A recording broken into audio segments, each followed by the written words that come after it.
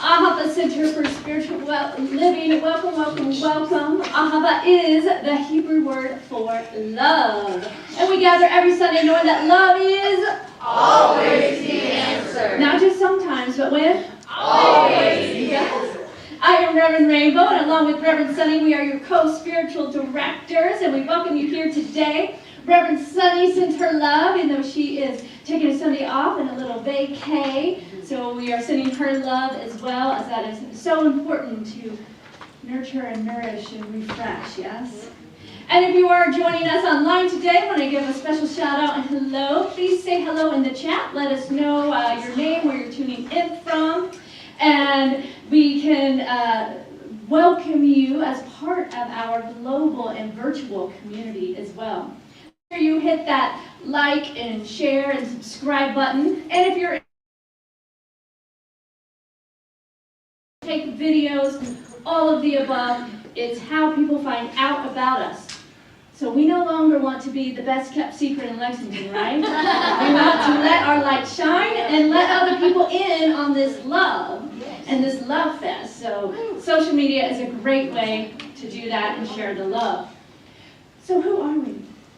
We are a conscious community committed to curiosity so that we may provide a loving space to know and see the truth of who we are, and to be open and affirming to whoever you are, wherever you are on your spiritual path, know that you are welcome here, yes?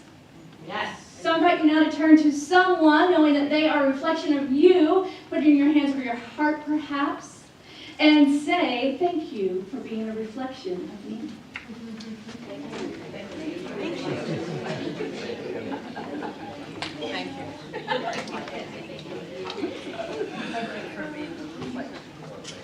It's like little prisms, that's what I picture, right? Prisms of light reflecting as we do that around the room, yes.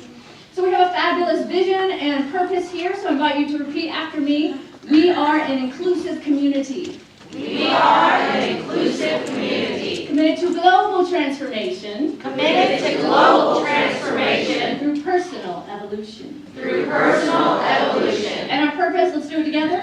Wake up, step up, and make a difference. That's right. Today's affirmation is, I am grateful to be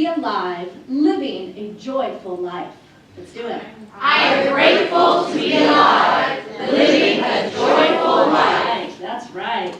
And if you are joining us for the first time, whether it be in the room or online, please know that your presence here makes a difference. And if you want to say hello in the chat, we can give you some love as well. And if you're in the room, we have a special gift. So anyone here for the first time? All right. Well, thank you all for being here today. And we want to give a special shout out as well to all of our volunteers, those that give of their sacred service, whether it be those who are serving in our youth program, those who are bringing us our live stream, making coffee, greeting you. So much goes into creating this experience, not only on Sunday mornings, but throughout the week and all that we do at Ahava, and we couldn't do it without you, our volunteers. So thank you, thank you, thank you. And if you are looking for a way to get more plugged in, joining a service team is a great way. It's a wonderful way to meet more people and to be of service to this community. So you can speak to anyone that is already volunteering, or myself, or any of the leaders here, and we can help you get plugged in. So, what's happening? What's happening, y'all? What's happening? What's happening? We got a new class coming up. It's called Visioning a Way of Life. Reverend Sunny is leading that, and it starts on Monday, May 23rd. It is going to be online via Zoom.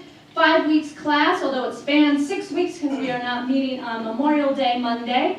It is a wonderful way to deepen in the spiritual practice of visioning, the life visioning process, as well as to learn the tools and skills to facilitate visioning for not only yourself, but groups and others. And as we are looking to create a visioning court here at Ahava, we strongly encourage you to take that class if you are considering being a part of our visioning court and being open to what Spirit is seeking to be to reveal in, as, and through Ahava.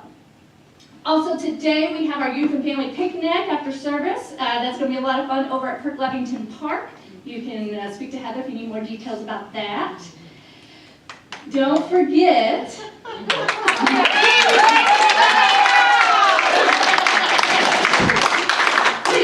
We just love to applaud and share the applause. I always hope for applause.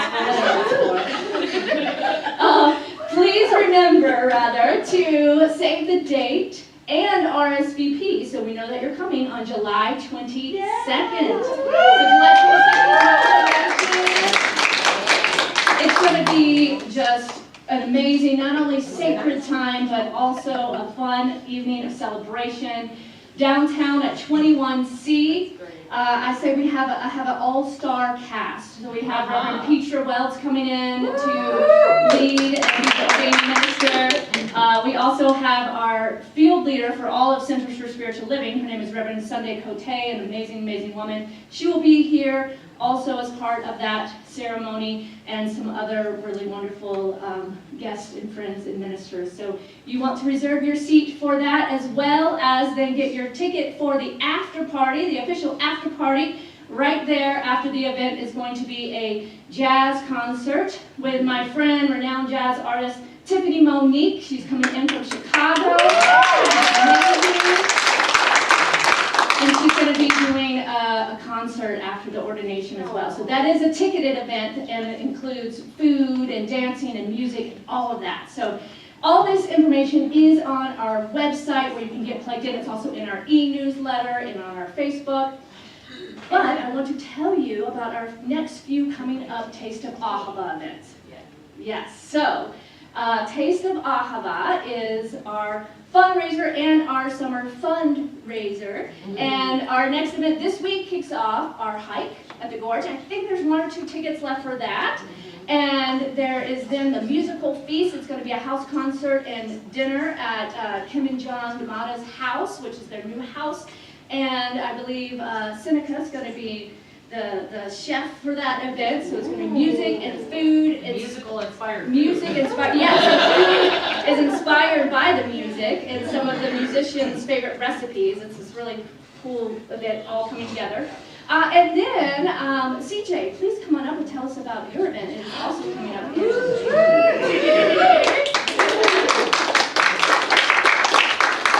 So my event is the Sisters, Scalar Sleepover, which is basically a slumber party for ladies. I'm sorry, gentlemen, but there's only 10 slots for it. And what I did is I rented the Scalar Wave Room at Zenergy for this particular party. So I'm going to tell you a little bit about what scalar waves are, so you kind of know what the experience is all about. This is from the Journal of Scientific and Engineering Research. So you can Google it if you want the whole story. But the short story, and some of this may sound really familiar to you, is that our thoughts co-create our own personal reality hologram due to the fact that thoughts are scalar wave configurations of transharmonic patterns of electromagnetic energy radiation, which creates specific patterns of scalar frequency within the personal morphogenic field manifestation blueprint. I know. What does that mean? Well, here is the layperson. The pre-ancient Hebrew tribes knew about the scalar wave patterns that, when generated within your DNA, allowed the physical body to metamorphose into light as it allowed particle and antiparticle to merge, changing to fire and raising you up to the next energetic octave. Basically, what scalar waves are the communication patterns of the universal mind with your DNA.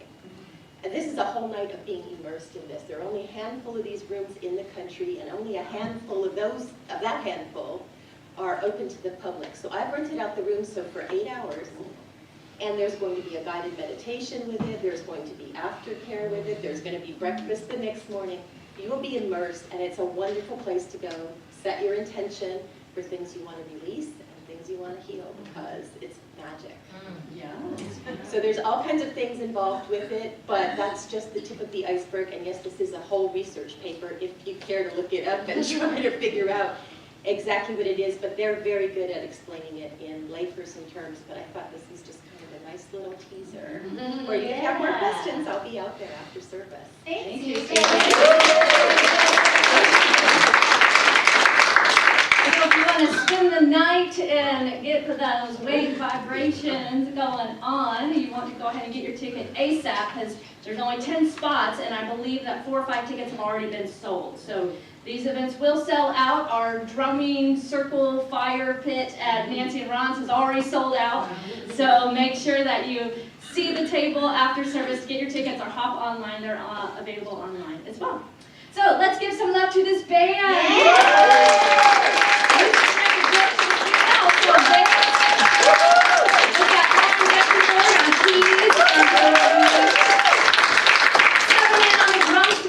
Mr. Jay Ferris. Our featured vocalist today is Margot Buchanan. And Jeff Ross on sound, bringing us the sound. And today's practitioner on duty is Reverend Cynthia Chinquin. So I invite you now to take that breath and drop down into that space as we move into our centering song and opening prayer.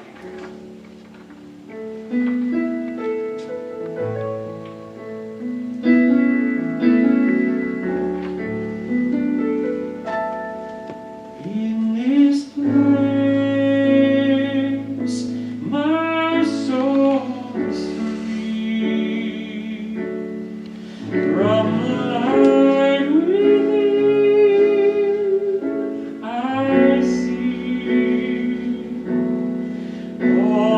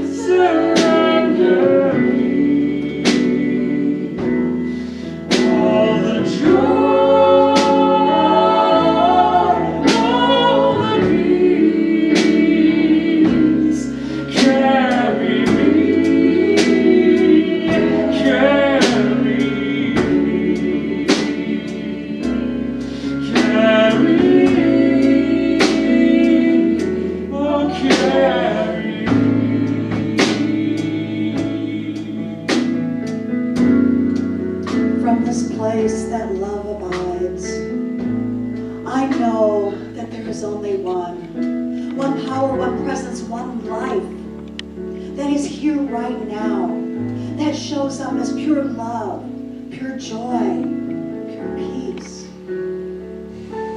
For all that Spirit is, we are.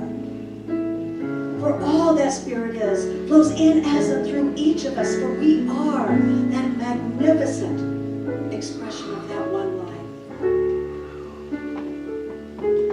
And today, we are blessed. I bless this place that we call Ahava Center for Spiritual Living. I bless every person here, each hand and heart that has come to make this service possible.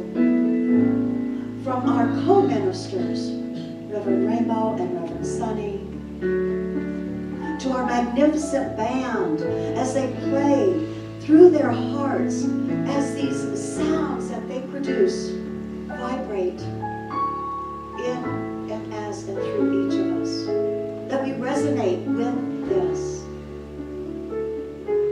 Blessing each of the volunteers that have come here and each person that has walked through these doors and those yet to come. For everyone that is listening online, all around the world, we are truly blessed. As I allow it to be, by saying it so it is.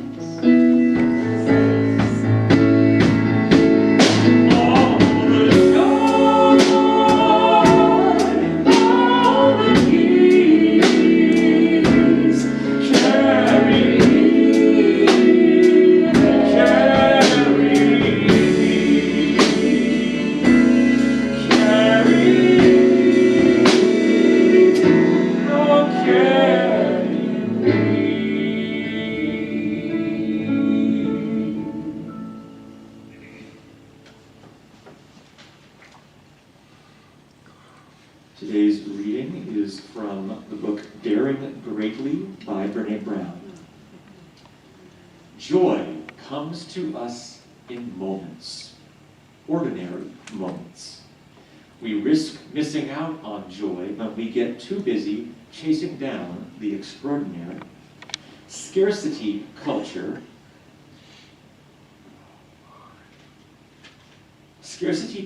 may keep us afraid of living small, ordinary lives. But when you talk to people who have survived great losses, it is clear that joy is not a constant. Without exception, those who spoke to me about their losses and what they missed the most spoke about ordinary moments. If I could come downstairs and see my husband sitting at the table and cursing at the newspaper, if I could hear my son giggling in the backyard, my mom sent me the craziest texts. She never knew how to work her phone. I'd give anything. I'd give anything to get one of those texts right now.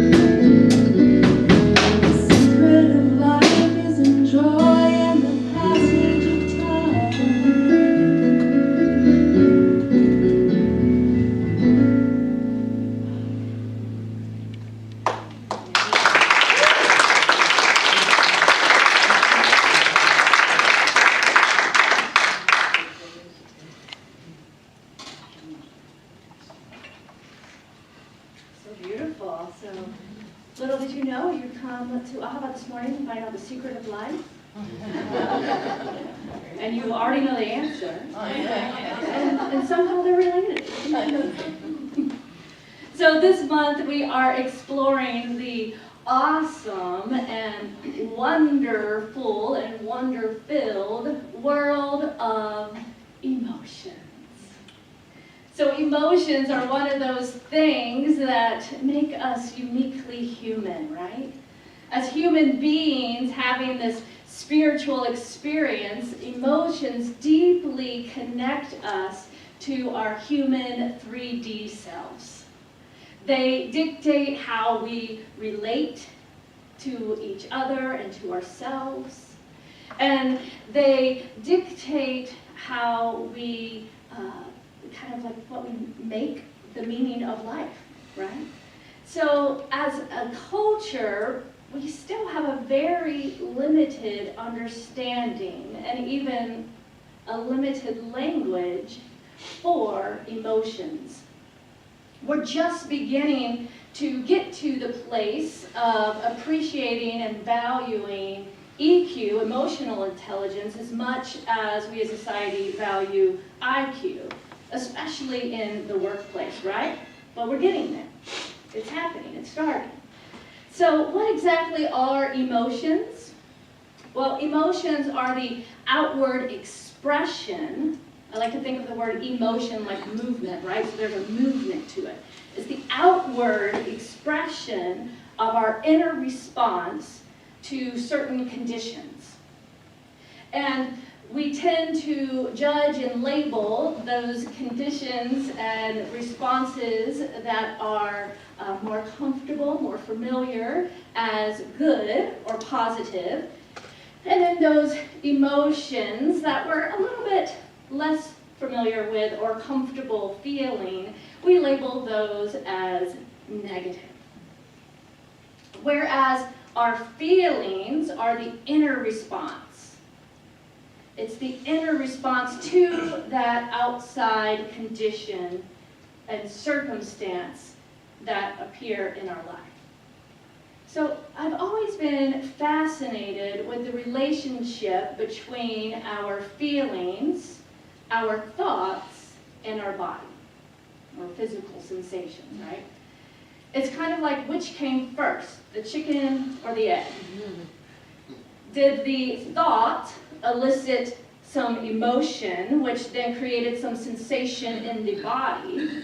Or is an emotion present that then shows up as a sensation in my body, which then I bring awareness to and have a thought about?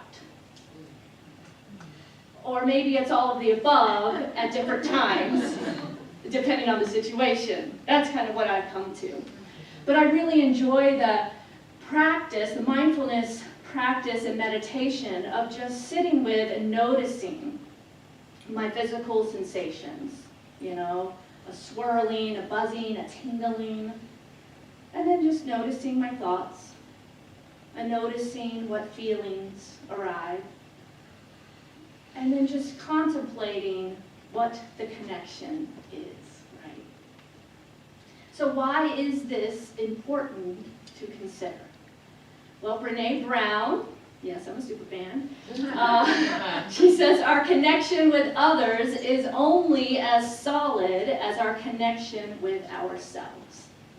So if we want to be humans in this world with healthy relationships, then understanding our own emotional body will allow us to then be able to relate more openly, to be more vulnerable, to have a deeper understanding of ourselves, and so that we can show up in relationship with a healthy expression of what we are feeling, and not let our emotions wreak havoc in our lives and in our relationships. Well, then we kind of have to backtrack and figure out what was going on, right?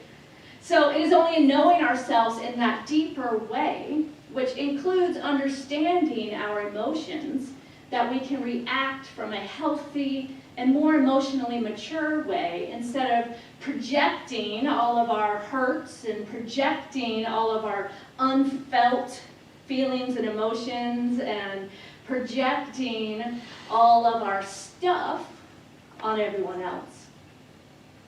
And when we feel that disconnection from ourselves, from source, from each other, and we feel lost, the human tendency is to look outside ourselves to find something that will allow us to experience that connection or allow us to find meaning or create safety.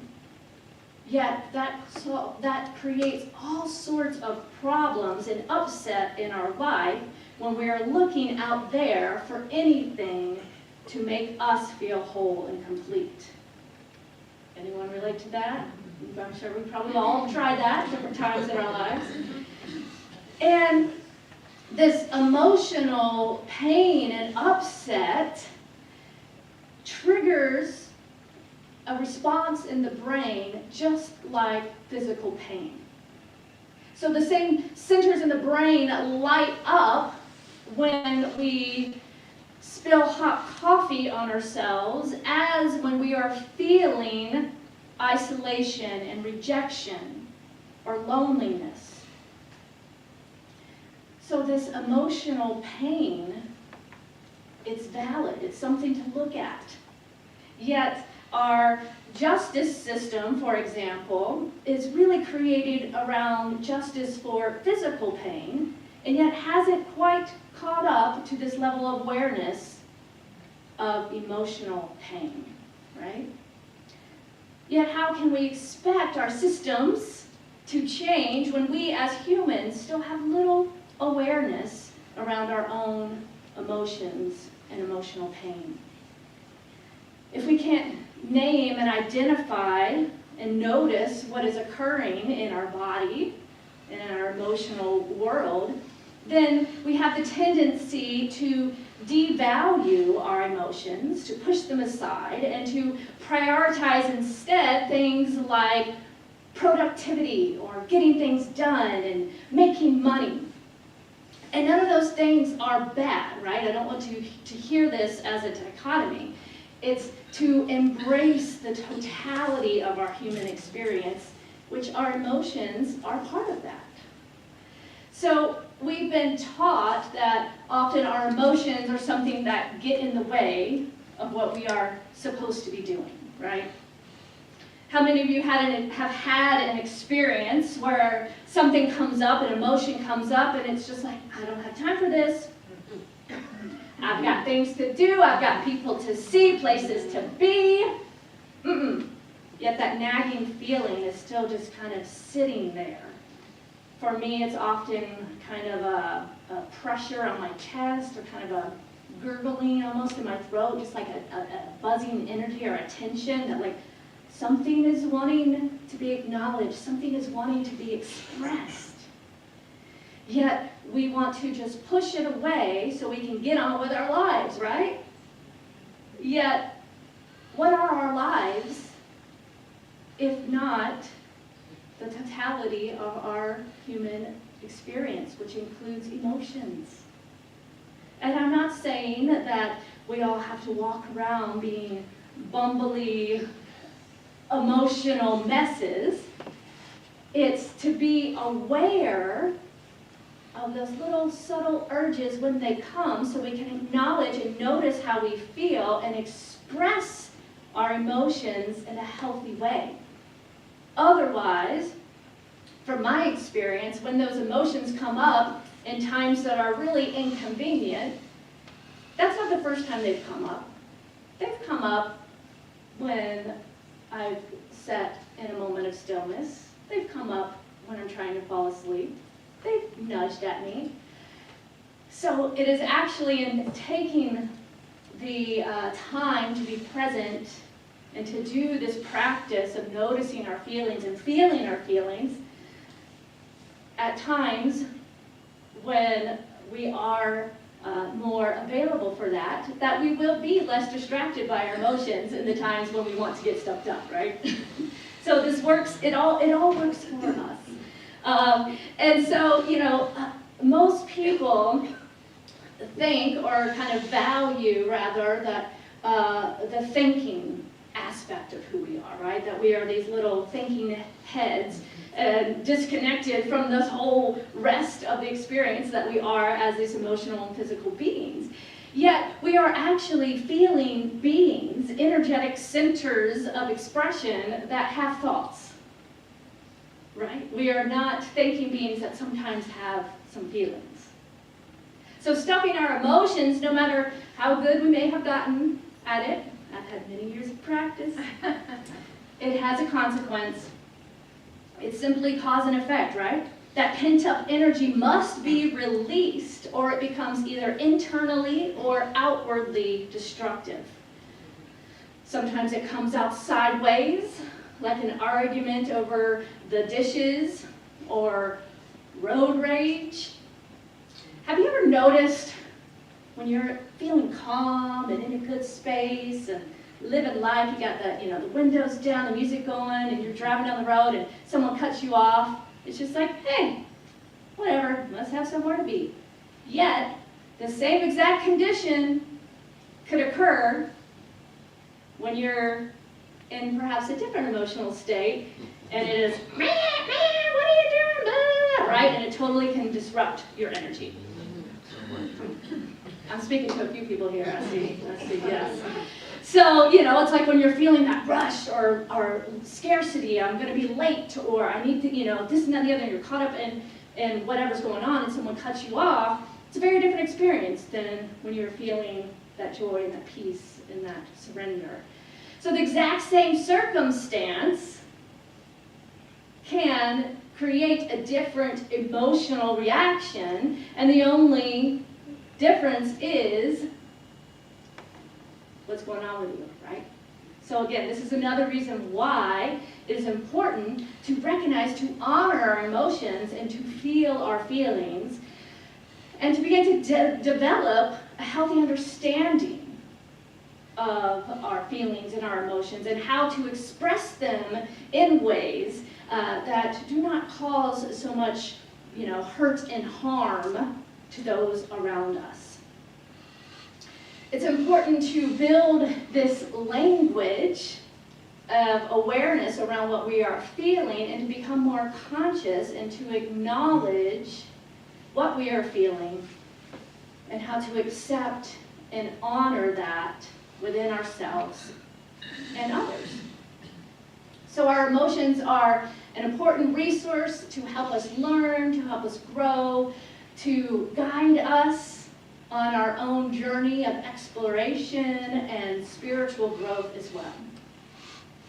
In her latest book, Atlas of the Heart, Brene Brown, which she also has an HBO special on this book, y'all. I had to get the app the other day. I had to get HBO Max for Brene Brown, so check it out.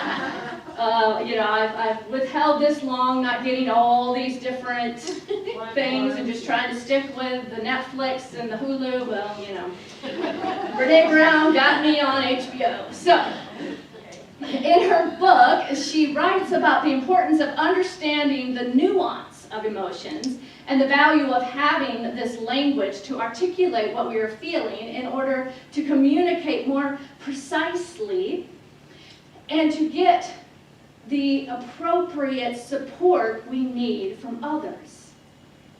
Because how we process our feelings and express emotions is based on how we are able to acknowledge and name them.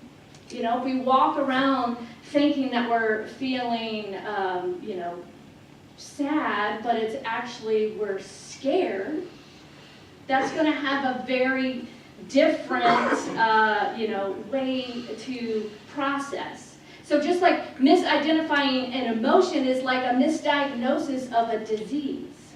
It won't eliminate the pain or the suffering because it's not the actual cause. So it takes a willingness to be mindful, to pay attention, and to value understanding our complex emotional world in order to sit with our feelings and to feel them all the way through to completion. And this is emotional intelligence. When we stop projecting all of our stuff and unhealed wounds on those around us, and often those we love and care for the most, right? When we begin to take instead responsibility for acknowledging and naming our feelings, we can then express them in a healthy way. So last Sunday, Reverend Sunny talked about fear. And that is one of those core emotions. And this month we're going to be touching on each of these kind of core emotions of fear, of happiness, of sadness, of anger. I believe next Sunday Reverend Cynthia is talking about anger. So, whew, that's a hot topic. You want to be here for that, that's for sure. So today we're going to get a little bit more into the nitty-gritty, down and dirty with happiness. So other emotions that are tied with happiness include joy, calm, contentment, gratitude, relief, tranquility. So here, even just having those handful of words, you hear how each one has a nuance. It brings up kind of a different feeling or sensation or memory or experience. So to say, I'm happy, that's kind of an umbrella term, but to say, oh, I'm feeling relief, or I'm feeling content, it has a different energy to it. And so these are the emotions and the experiences we have when life is good, right? Happiness stems from a state of mind and an attitude. So the good news is that we can choose what we focus our attention on. And we can shift our attitude by noticing and paying more attention to that which brings us joy. Focusing on gratitude and generating the feeling of appreciation is a tool that can cultivate this sense and this feeling of happiness. And like anything, it takes practice.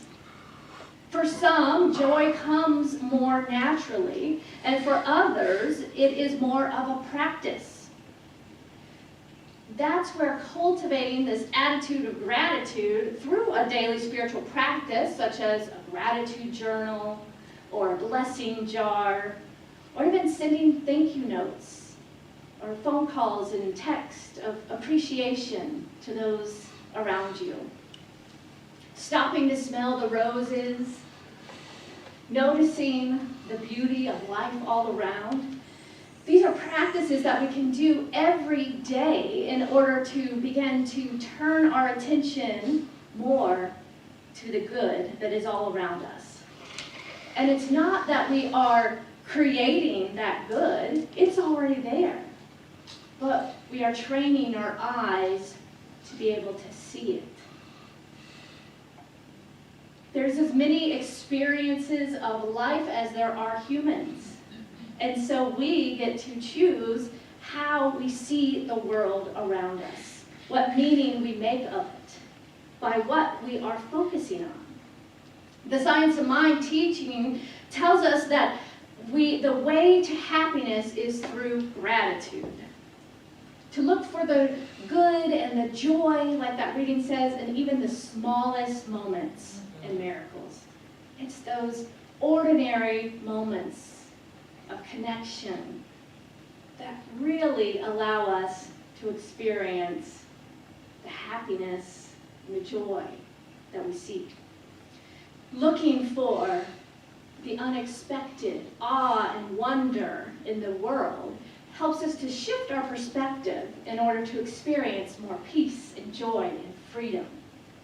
And I know for me that is so important to do with connecting in nature, right? So I'm looking forward to this hike on Tuesday to take that moment just to be in the awe. Red River Gorge is awesome.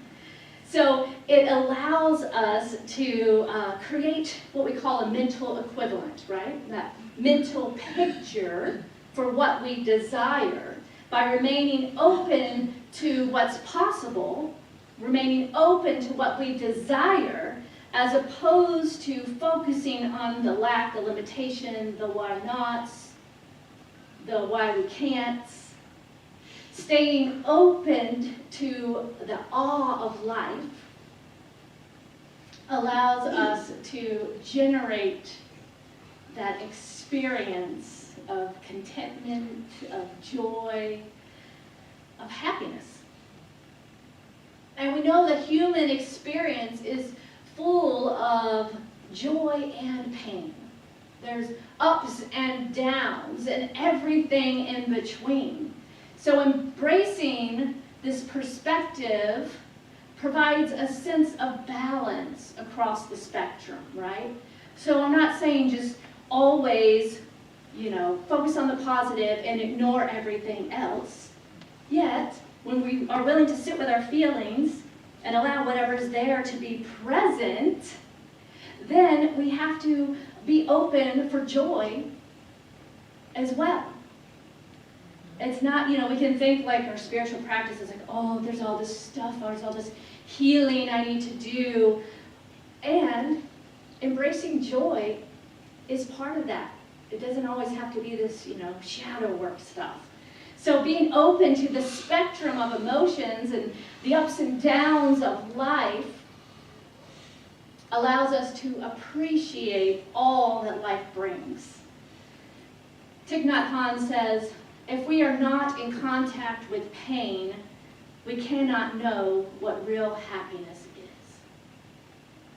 So often we learn through contrast, right? So we don't want to make one good or one bad. We just simply want to be willing and be open to experience what is.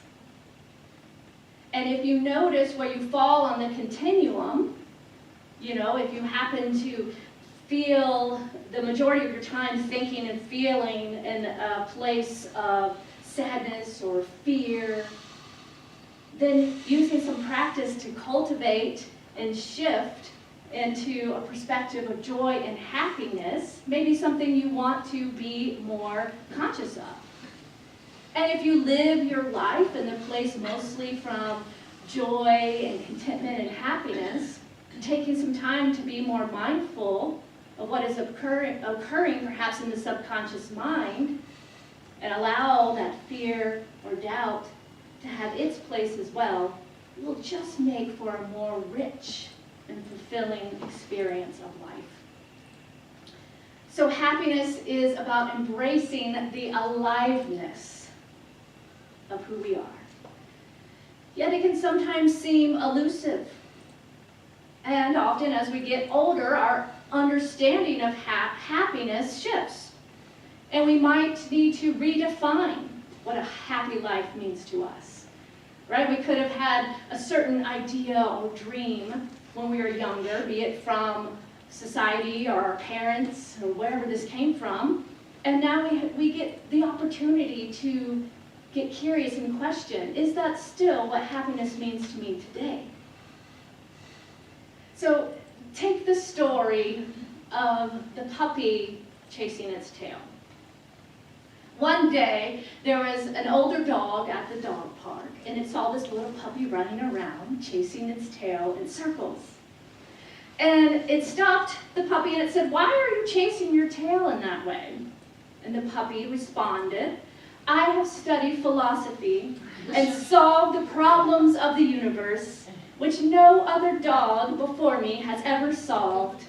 Does this sound familiar? Anyone else have anyone in college in their lives? So I have studied philosophy and solved the problems of the universe, and I have found that the best thing in life for a dog is to be happy. And that happiness is in my tail, so that's why I'm chasing it. And when I catch it, I will reach happiness. "Oh, son," said the older dog, In my young days, I also was interested in the questions of the universe. I also thought that happiness was in the tail. And in the beginning, I too was chasing it. But later, I noticed wherever I go and whatever I do, that tail was following me. And then I understood that I don't need to chase it. It's right there. Ooh, I like that. Yes. Anyone, yeah, relate to that? Yes. Right, so I know for me, in my 20s, it's like, I always felt like I was searching for something, for someone or some place where I felt like I belonged, where I could find my people and finally be happy.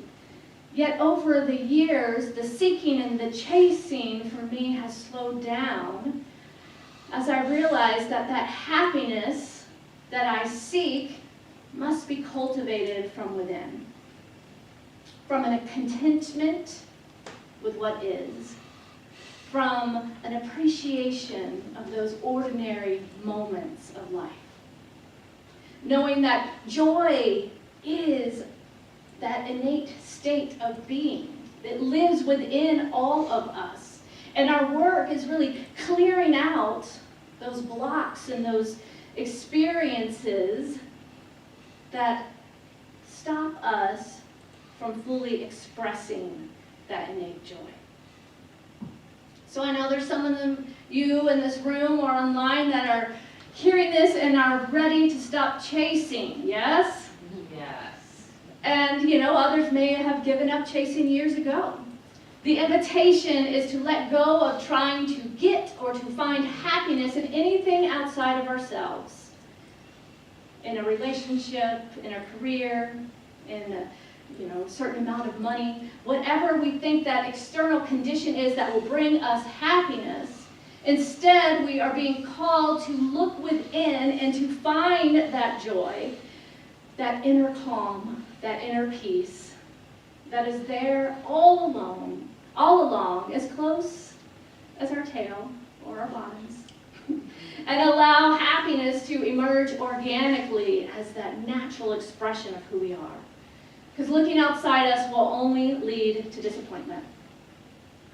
We must go to the source, that infinite well of wisdom, of peace, of love, of joy, of freedom, of creativity that is the source and substance of all of life. To choose to focus on that which brings us joy, and to contemplate our own personal definition of happiness today, and then begin to cultivate that in our lives. And it doesn't matter if it seems silly to others. What's important is what brings you joy, what generates that feeling that makes you squeal with delight like a little child. If you don't know what I'm talking about, you'll probably hear some today after service. Dr. Ernest Holmes is the founder of the Science of Mind teaching, and he says, we should rediscover the youthful spirit of that childlike joy, which gave us the energy, happiness, security, and faith we had as children. So if we can tap into that place, whether it be from our childhood or whenever it has been, just a moment when we have fully experienced that youthful spirit of joy, that childlike joy. And remember that always is right here, available to us and ready to be revealed.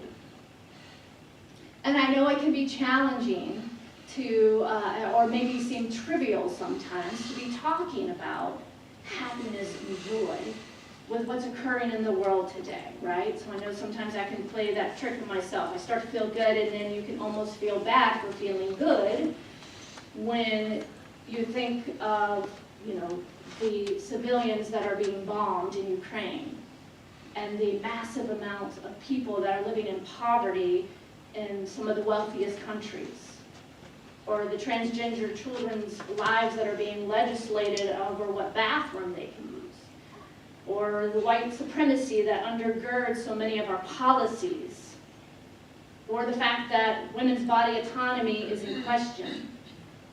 And unfortunately, I could go on and on and on, because the world is complicated and we are humans. And we are messy and complex. Yet, without cultivating happiness and joy, we become despondent and apathetic. And we let those conditions of the world rule, as opposed to allowing the joy. See, we need the joy now more than ever to inspire us to wake up, step up, and make a difference. Right? We need the joy to inspire us to create a world that works for everyone. So yes, we can hold both. We can be in joy in those little moments that may seem so silly. And we can understand the heartbreak that is occurring in this world. But we must hold both and allow that joy to fuel us to actually do something instead of just becoming despondent and apathetic to what is occurring around us. So this week, the invitation is to remember that happiness is a state of mind. And it's contagious. Just like laughter is contagious. Yawns are contagious. Shall I do it? No, I won't know. So are smiles. Smiles are contagious.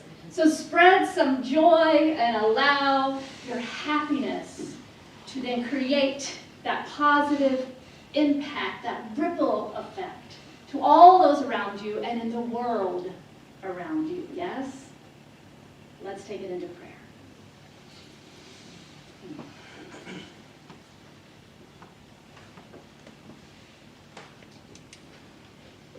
So I invite you first just to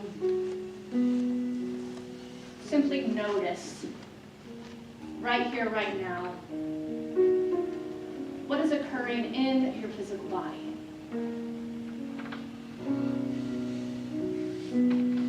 What sensations are you aware of?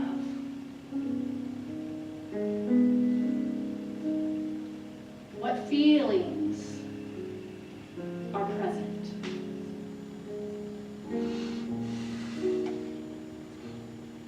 Where is your headspace?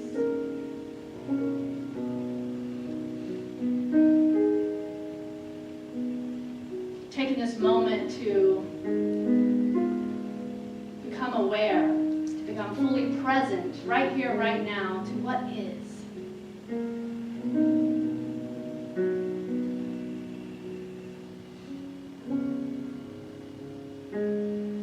And from this place of awareness, we can choose to bring our attention to that source energy that is love, that is joy, that is peace, to that presence, that power that resides in, as, and through each of us, knowing and recognizing this one life, that which some call God, others universe, source, life. Recognizing that this energy, this cosmic isness, is love, is peace, is joy. I know, therefore, then it must be who I am.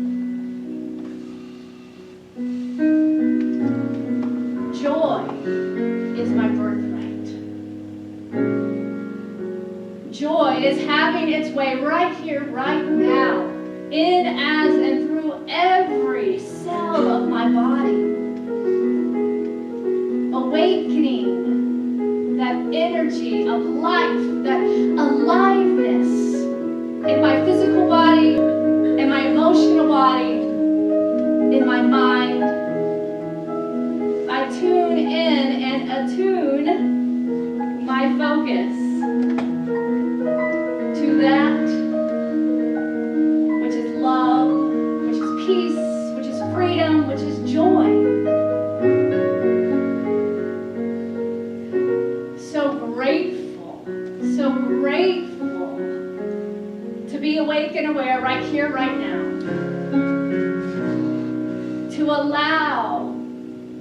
open my heart to those everyday moments of wonder, of awe, of curiosity, of joy, of appreciation. So this day I choose to know myself as an expression of joy. And all the silliness, playfulness, and that childlike energy of expression, I open to be a vessel for this joy to express through me now. And allowing this joy to inform all that I do, to fill me up so that I can give from the overflow of good. To ask always what is mine to do, who am I becoming, and to be open to bring the fullness of life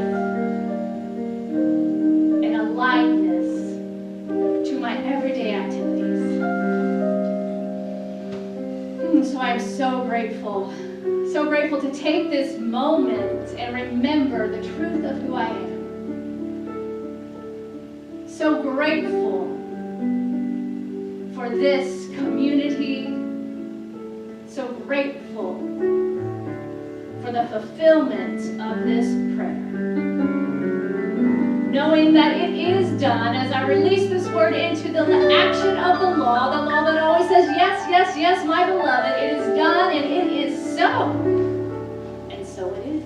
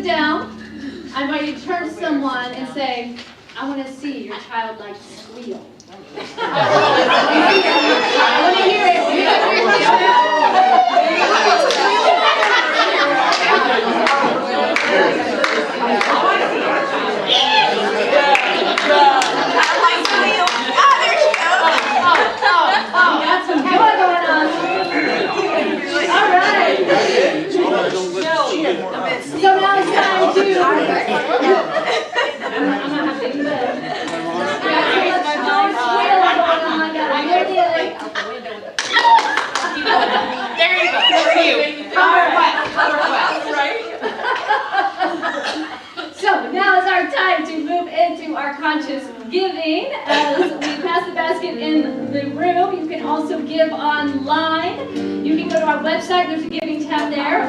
Or you can text the word GIVE to 859-209-6996 or mail in your gifts as well.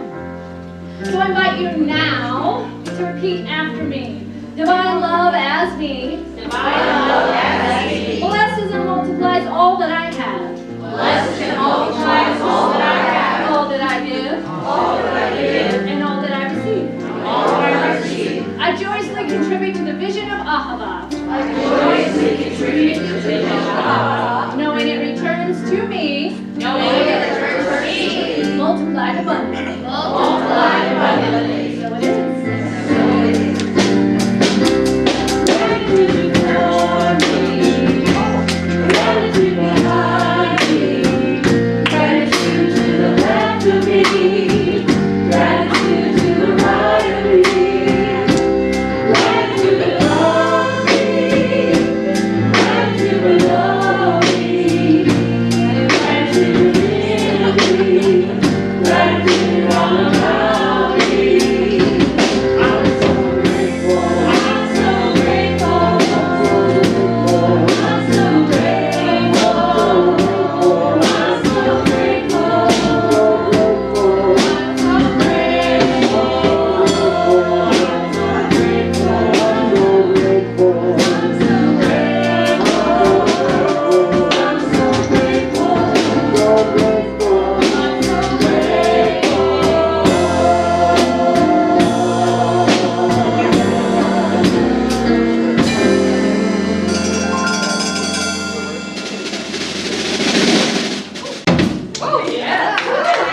Oh, it's fun having Dave here, right? Yeah, you're fine. It's his squeal.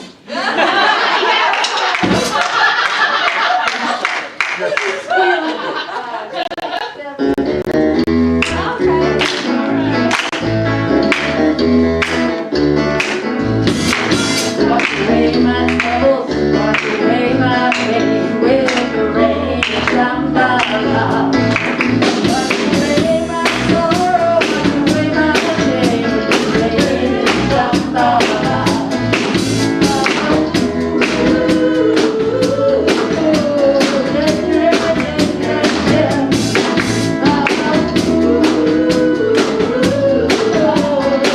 Yeah.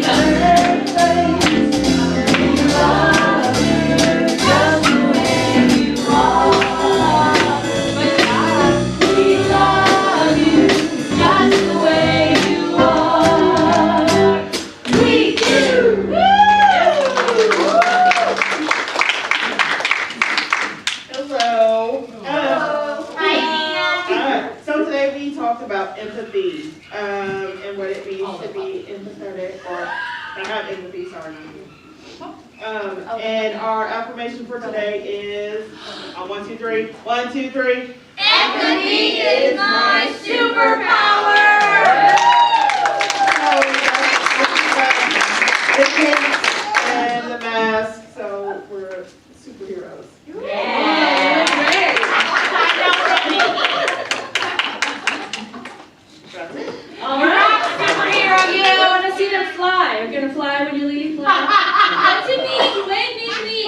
To be empathetic and thinking about what other people feel when you can do that help. All right, thank you.